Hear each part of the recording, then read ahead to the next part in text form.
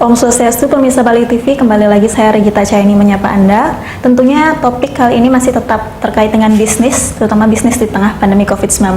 Untuk itu hari ini saya sudah ditemani oleh narasumber cantik, yakni Ibu Gusti Kada Lindawati selaku Direktur dari Jalak Cargo Logistik Crafting Logistic Solution. Mari kita sapa narasumber kita hari ini. Om Swastiastu, Ibu. Mungkin Ibu bisa lepas maskernya ya. Oke. Biar suaranya lebih jernih. Ya. Bagaimana kabarnya, Ibu? Baik. Sehat. Harus sehat. Ya, kesehatan yang paling penting untuk saat ini. Iya, betul. Terkait bisnis yang Ibu jalankan, Jalak Cargo Logistik, itu bagaimana kondisinya, terutama di tengah pandemi COVID-19? Ya, kita tahu ya dengan kondisi pandemi ini, saya pikir semua unit usaha pasti kena ya, gitu. Jadi Jalak Cargo pun kena juga, maksudnya kondisinya juga nggak begitu bagus. Tapi kita tetap optimis karena seperti yang kita ini baru setting di Desember 2019 ya. Jadi baru ya? Baru banget gitu. Jadi kita baru setting, baru buka kantor, tiba-tiba pandemi ya, pandemi. Tapi kita tetap optimis ya, kita tetap optimis dan astungkare sampai hari ini kita masih bertahan dan bisa tetap jalan gitu. Masih bertahan tetap jalan, padahal baru buka Desember 2019. Desember 2019. Dan dihantam pandemi itu bulan Maret ya, bulan Maret gitu. Tapi ya itu saya bilang tadi, kita tetap optimis, malah justru di bulan-bulan April start pandemi itu import kita malah lumayan gitu. Oh, itu menarik. Jadi selama pandemi import malah meningkat begitu. Iya, itu jadi import dari mana? Kebetulan bidang kita Jalak Cargo Logistik ini kan ekspor sama import ya. Jadi ekspor sama import, sewaktu pandemi baru mulai, ekspor kita menurun ya, karena kan mulai lockdown dan sebagainya. Cuman pas saat itu di Cina kan sudah mulai buka, jadi justru import dari Cina itu sudah mulai jalan masuk ke Indonesia gitu. Jadi import yang masih jalan itu yang selama pandemi ini kita dapat dari Cina paling banyak ya. Jadi kita ada rutin customer, kemudian dari Australia, kemudian ada juga ini dari Italia. Jadi tapi itu saya bilang kekuatan network ya kita, karena kita juga ada join beberapa network di luar ya. Jadi network agent kita di luar itu juga cukup aktif. Padahal pandemi diawali dari Cina ya, justru malah negara tersebut yang meningkatkan begitu ya? Iya, jadi kalau mungkin sempat juga searching itu kan Cina malah justru setelah mereka mulai sembuh di bulan Maret, kita malah mulai tutup ya. Baru negara-negara lain ini mereka malah sudah mulai kirim-kirim barang. Justru waktu itu ada ketakutan kalau barang datang dari Cina, itu kan sempat ada isu harus disinfektan dan sebagainya. Gitu. Kan sampai banyak masyarakat yang takut menerima paket gitu. Iya, kayak gitu. Tapi malah memang mereka di Cina sudah selesai itu pandeminya gitu. Jadi di saat kita baru mulai mulai tutup, malah justru Cina sudah mulai buka. Jadi segala suatu kekhawatiran terkait paket dan sebagainya mungkin menjadi wadah penyebaran virus itu sebenarnya menjadi salah satu kendala atau tidak? Karena di masyarakat sendiri kan sedikit khawatir mengenai hal tersebut di awal-awal. Oke, mungkin perlu saya luruskan, kebetulan yang kita handle itu kan bukan barang kurir ya. Jadi kita fokusnya adalah di barang-barang besar. Jadi bukan barang yang bentuknya besar, bukan. Tapi kita memang mainnya adalah pengiriman lewat laut, import lewat laut yang memang dikemas sudah masuk dalam kontainer. Jadi bukan pengiriman yang lewat kurir kayak gitu. Jadi kalau yang udara kan memang agak drop ya. Sampai sekarang. Internasionalnya ya. Justru di Bali sekarang yang baru jalan itu adalah pesawat Emirates. Satu-satu. Iya, jadi kalau sekarang ada kita ekspor menggunakan jasa kargo udara, itu kita harus ke Jakarta dulu. Tapi masih berjalan dengan masih berjalan. Jadi kebanyakan sekarang pengiriman melalui laut. Laut. Malah sekarang ini justru dari mungkin juga banyak teman-teman tahu itu sekarang dari bulan November kemarin kita malah sedang rame-ramenya untuk pengiriman logistik. Bahkan kita malah nggak dapat space dan kontainer itu di kapal. Jadi saya ada pengiriman yang harus berangkat dari awal Desember sampai hari ini itu kita masih susah dapat kontainer. Dan itu terjadi di seluruh dunia. Karena ada beberapa shipping itu ada yang mengurangi operasinya, kemudian ada beberapa yang harusnya lewat kargo udara, karena udara nggak jalan, akhirnya kan larinya ke laut karena barang mereka harus dikirim gitu. Jadi sebenarnya ya kalau dibilang sebenarnya ini berkahnya kita logistik, ya berkahnya kita, tapi ternyata juga kargo rame, cuman iya, gitu ya, pelayarannya kita susah dapet gitu. Itu terjadi kendala tidak dari satu negara ke negara yang lain? Mungkin di negara ini lancar, tapi negara yang dituju ada kendala-kendalanya.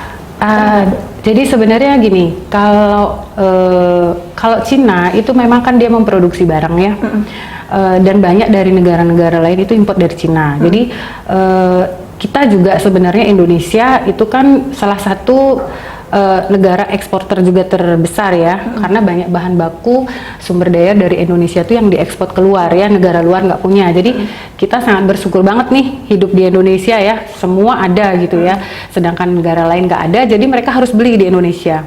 Nah, semua kontainer dikirim ke negara mereka, ke Eropa, ke Amerika, tapi yang import dari negara-negara itu kan nggak banyak, ya kan? Kita aja kirim ke Cina kan nggak banyak.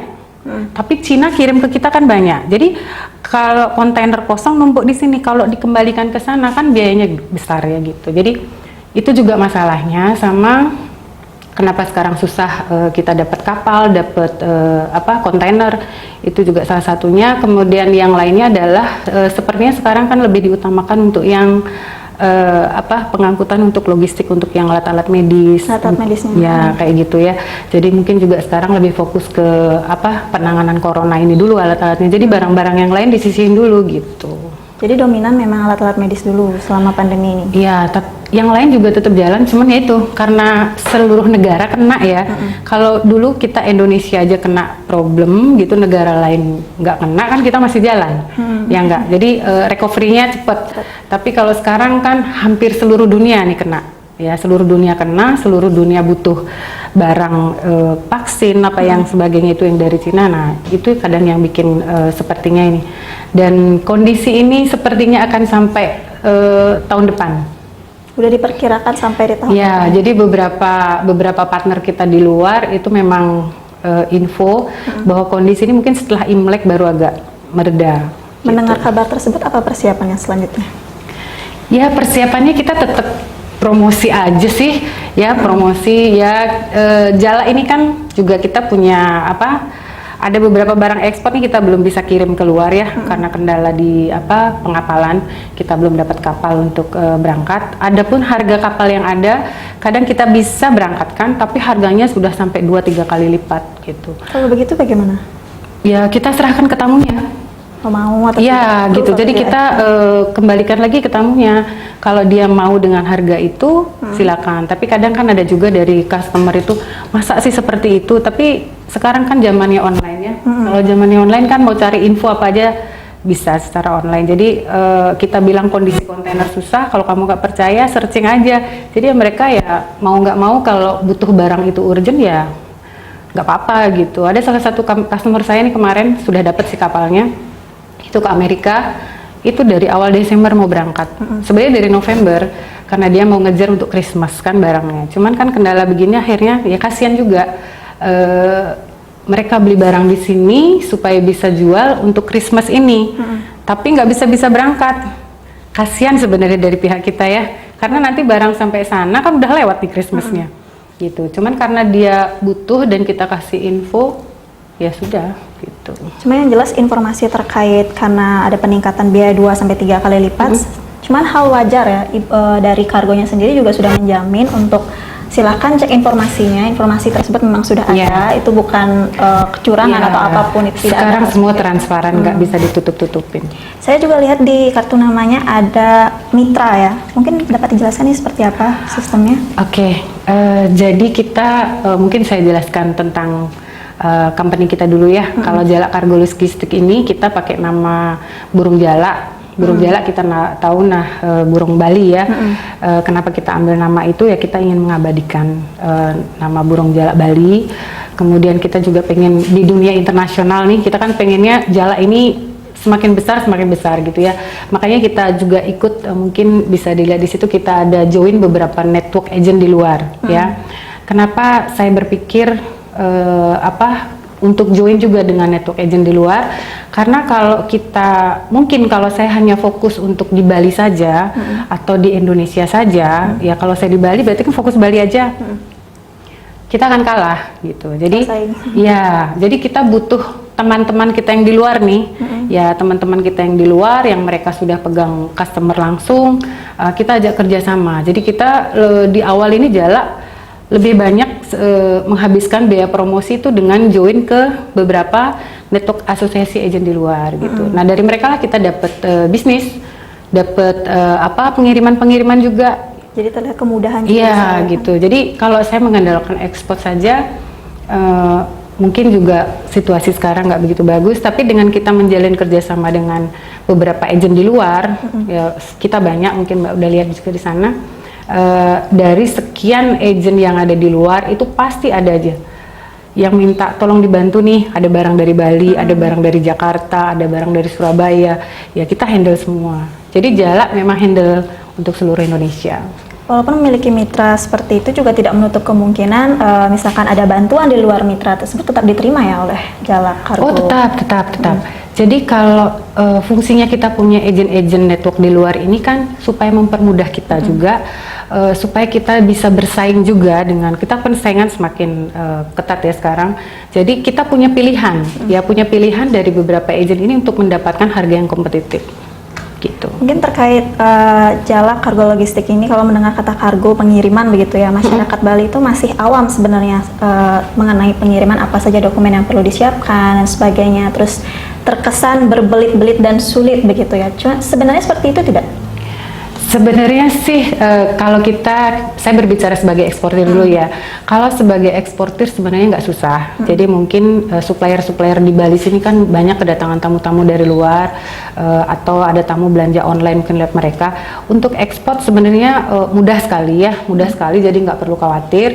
Karena walaupun kita nggak punya izin ekspor gitu ya. Jadi ada kok usaha-usaha atau perusahaan lain itu yang hanya meminjamkan izin ekspor mereka. Jadi tidak harus memiliki izin. Tidak harus memiliki izin, ya hanya menyerahkan NPWP-nya saja ya. Kemudian kalau kita berbicara sebagai importir, nah itu yang harus lebih diperhatikan. Karena kalau untuk import kita barang dari luar, itu yang harus lebih hati-hati. Jadi dokumen, dan kita harus punya izin import nih. Tapi kalaupun tidak punya, masih bisa kita bantu. Jadi kesimpulannya untuk eksportir kita bisa meminjam izin dari orang lain, dari perusahaan dari perusahaan lain. Sedangkan untuk importir itu wajib memiliki izinnya seperti itu. Tidak wajib juga kalau memang ada. Jadi kita juga ada kerjasama dengan beberapa importir yang izinnya mereka bisa pakai ya. Jadi kalau memang sebenarnya sekarang semua dipermudah kok ya. Asalkan tahu step-stepnya aja. Nanti kalau memang ada yang perlu seperti itu, silakan datang ke Jalak. Iya benar. Jadi sebenarnya ini bisa dijadikan lahan bisnis ya, kalau misalkan step-stepnya itu sudah diketahui seperti itu. Ya, apalagi kemarin ini saya setahun ini bergaul dengan network di luar ya, itu ternyata permintaan dari mereka tuh beragam sekali loh. Dan rata-rata sekarang permintaan mengarah ke produk-produk makanan ya.